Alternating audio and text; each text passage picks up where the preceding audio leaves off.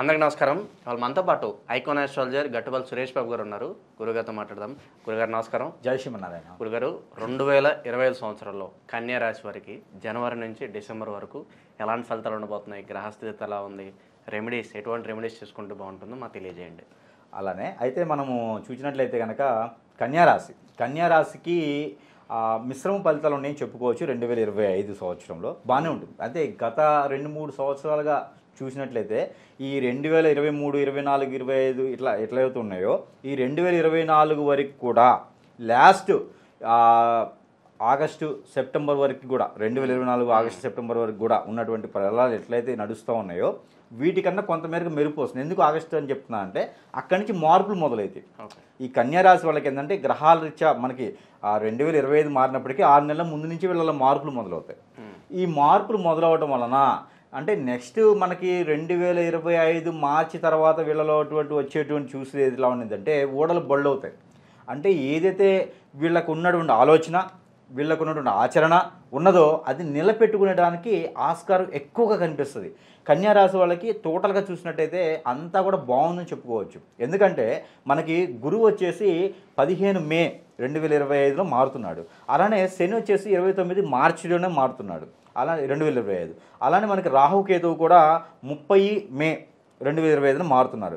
ఈ గ్రహాలు మారడం వల్ల, ఈ గ్రహాల మార్పిడి వల్ల ఈ కన్యారాశి వాళ్ళకి మంచి జరుగుతుందని చెప్పుకోవచ్చు. ఈ యొక్క జనవరి నుంచి మార్చి వరకు కూడా ఈ గ్రహరీత్యా మారేటువంటి మార్చి తర్వాతనే అన్ని గ్రహాలు మారుతున్నాయి. కాబట్టి ఈ గ్రహాలు మారక ముందు కూడా ఆ ఎఫెక్టు కన్యారాశి మీద ఎక్కువ కనిపిస్తుంది. అంటే శుభం, మంచి జరిగేటువంటిది. అంటే మంచి చూపు, గ్రహాల ఒక మంచి చూపు ఏదైతే ఉందో ఇది ముందుగానే చూపిస్తుంది వీళ్ళలో. కన్యారాశి మీద మారకముందే మంచి చేయడం జరుగుతుందన్నమాట. అన్ని రాశులకు ఎలా ఉండిద్ది అంటే గ్రహాలు మారి ఒక 2-3 నెలల తర్వాత ఆ గ్రహం ఉన్నటువంటి చెడు కావచ్చు, మంచి కావచ్చు ఆ రాశి మీద ఉంటుంది. కానీ కన్యారాశికి ముందుగానే వచ్చింది. అంటే ముందుగానే పండగ వచ్చింది అంటారు కదా, అట్లానే ముందుగానే వచ్చేసింది అనమాట వీళ్ళల్లో.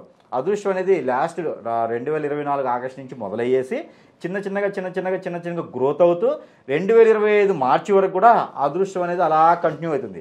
అయితే మార్చి తర్వాత కూడా ఇంకా బాగుంటుంది.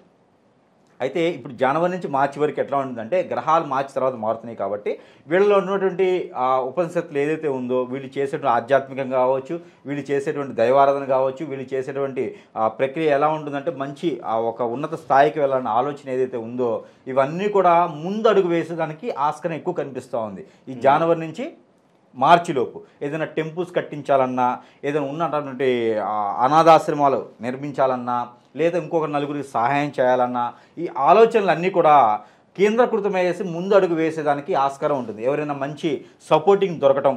ఈ కన్యారాశి వాళ్ళు ఏంటంటే ఎక్కువ ఇండివిజువల్గా ఉంటారు. ఇండిపెండెన్స్ ఎక్కువ ఉంటుంది అన్నమాట వీళ్ళకి.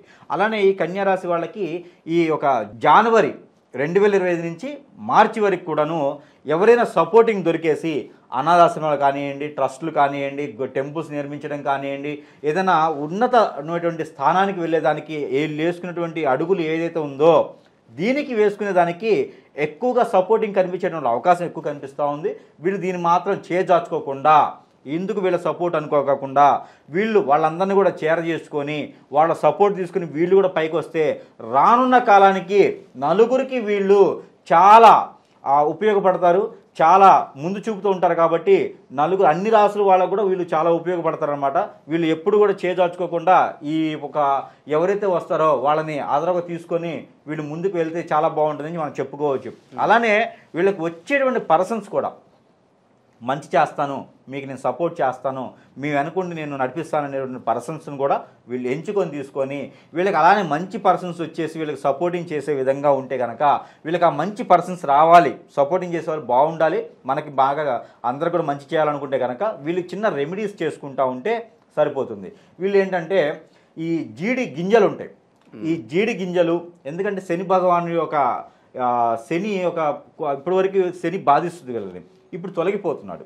అంటే వీళ్ళకి కొంచెం మంచి చేస్తున్నాడు. కాబట్టి ఆ తొలగిపోయేటప్పుడు ఆ శని భగవానుడికి ప్రార్థన చేసుకుంటే చాలా మంచి జరుగుతుంది. అంతే కదా. ఇప్పుడు మనకి ఇంట్లో చుట్టం వచ్చారనుకోండి చాలా మర్యాద చేస్తాం. వెళ్ళేటప్పుడు కూడా వాళ్ళకి ఏదో ఒక రకమైనటువంటి బట్టలు, వాళ్ళకి నచ్చినటువంటి ఫ్రూట్స్ ఇచ్చేసి జాగ్రత్తగా వెళ్ళినాయని చెప్పి డబ్బులు కూడా ఇచ్చి పంపిస్తాం ఒక్కొక్క ఇంట్లో అయితే. అలానే ఈ శని భగవానుడి యొక్క శని ఈ యొక్క వెళ్ళిపోతుంది వీళ్ళకి. ఆ వెళ్ళిపోవడం వల్ల మంచి జరుగుతుంది కాబట్టి ఆ శని భగవానుని యొక్క ప్రార్థన వీళ్ళకి చాలా బలి కలిసి వస్తుంది. ఎలా అంటే నువ్వుల నూనె, అలానే జీడి గింజలు, నల్ల జీడి గింజలు దొరుకుతాయి. జీడి గింజలు, నల్ల ఆవాలు, నల్ల నువ్వులు, బెల్లము, అలానే వీళ్ళకి ఒక నారికలం, కొబ్బరికాయ, ఇవన్నీ కూడా తీసుకెళ్ళేసి ఈ నవగ్రహాల్లో ఉన్నటువంటి శని భగవానుడి యొక్క దగ్గరికి వెళ్ళేసి, అన్ని గ్రహాలతో అవసరం లేదు వీళ్ళకి, శని ఒక్కడే బాధిస్తున్నాడు, ఈ గ్రహాల మీద గనక అభిషేకం చేసినట్లయితే గనక, ఏది ఒక శనివారం రోజున అభిషేకం చేసినట్లయితే, ఏది జనవరి నుంచి మార్చి వరకు ఉన్నటువంటి కాలంలో జనవరిలో చేసుకుంటే ఈ 2 నెలలు కూడా వీళ్ళకి మంచి జరుగుతుంది కదా. జనవరిలో చూసుకొని వీళ్ళు కనుక అభిషేకం చేసినట్లయితే వీళ్ళకి అత్యద్భుతమైనటువంటి మంచి కాలం వీళ్ళకి ఉంటుంది. వీళ్ళు ముందుకు వెళ్ళాలనే ఒక ఆలోచన ముందుకు వెళ్తుంది. ఇది ఈ 3 నెలల్లో చేయాల్సినటువంటి ఆలోచన. అయితే వీళ్ళకి మార్చి నుంచి గ్రహాలన్నీ మారుతున్నాయి. మనం అనుకున్నట్టుగానే గురువు మారుతున్నాడు, శని మారుతున్నాడు, రాహుకేతు మారుతున్నారు. ఈ గ్రహ శుభం అశుభం వీళ్ళ దృష్టి ఎలా ఉంటుందంటే కన్యా రాశి మీద బాగుందని చెప్పుకోవచ్చు. ఒక రాహు కేతు గ్రహాలు మాత్రమే కొంచెం చెడు చూపించేటువంటి ఆస్కారం ఉంది. ఎట్లా ఉంటుందంటే అది కూడా ఆలోచన విధానం, పాజిటివ్ థింకింగ్. ఏదైనా ఆలోచించాలంటే ముందుగానే ఒక నెగిటివ్గా కాకుండా పాజిటివ్గా కాకుండా ఇది చేస్తే బాగుంటుంది అని ఏకాభిప్రాయం తీసుకునేటువంటి ఆలోచనలు కలిగేటువంటిది కనిపిస్తుంది. ఎవరి మాట వినరు వీళ్ళు. వినరని కాదు, ఎట్లా అంటే నేను అనుకున్నదే కరెక్ట్ అని, ఇంకా ఇంకా వేరే ఆలోచన వీళ్ళకి ఉండదు. అంటే ఇంకో దగ్గర సలహా తీసుకుందామే అనేది కూడా అనిపించదు వీళ్ళకి. ఇష్టపడటం అంటే ముందు అడగాలి కదా, అంటే వీళ్ళకి అనిపించదు అసలు. ఎక్కడైనా సలహా తీసుకుందాం అని కూడా అనిపించదు అనమాట. వీళ్ళకి పాజిటివ్ థింకింగ్లో ఇది చేస్తే బాగుంటుంది. ఒక వెహికల్ కానీ ఉంది, ఒక కారు ఉంది, ఇది తీసేసుకుంటే అయిపోతుంది, ఏముంది ఎలా తీసేసుకోవడం. ఒక స్థలం ఉంది, ఇల్లు ఉంది, తీసేసుకుంటే అయిపోతుంది కదా, అలా తీసేసుకోవడం. ఇలాంటి ఆలోచనలు ఎక్కువ కనిపిస్తాయి. అలా కాకుండా వీళ్ళ ఆలోచన విధానం ఉండొచ్చు, వీళ్ళ ఆలోచన విధానంలో మంచి ఉండొచ్చు. కానీ మీకు నచ్చినటువంటి వ్యక్తి దగ్గర, పెద్దవాళ్ళు ఇంట్లో తల్లిదండ్రులు కావచ్చు, మీకు ఫ్రెండ్ కావచ్చు, ఒక గురువు కావచ్చు, మీకు నచ్చినటువంటి ఆలోచన ఏదైతే ఉందో వాళ్ళ ముందు వెప్పరిస్తే వాళ్ళు మీకు సలహా ఇచ్చేదానికి ఆస్కారం ఉంటుంది. లేకపోతే లాస్ కనిపిస్తుంది. ఈ రాహుకేతువులు ఏం చేస్తారంటే మంచి చేసినట్టే కనిపిస్తారు కానీ మంచి చేయరు. మనం అనుకున్నట్టయితే కొన్ని రాసుల్లో ఎలాంటి ఎఫెక్ట్లు ఉంటాయంటే, ఎలా అంటే ఫాస్ట్గా బండి నడుపుతూ ఉంటారు, ఎదురుగా ఏదైనా కారో లారీయో వస్తుంది, కానీ పోనీ గుద్దిద్దా అంటే యాక్సిడెంట్ అవ్వదు. అతను ఇద్దరు క్షణం బ్రేక్లు వేసుకుంటారు, కానీ ఆ ఒక మనిషి లేనేమో ఇంకా మరో జన్మ అన్నట్లుగా ఉంటాయి అన్నమాట. అంటే చావు భయందా తీసుకెళ్తారు రాహుకేతువులు, చావు భయందా తీసుకెళ్ళేసి మళ్ళీ చంపేయరు, అలా నిలబెడతారనమాట. అది రాహుకేతువులు చేసేటువంటి క్రియ. అందుకని ముందుగానే ఆలోచించుకుంటే అలాంటి ఎఫెక్ట్ల నుంచి బయటపడతారనమాట.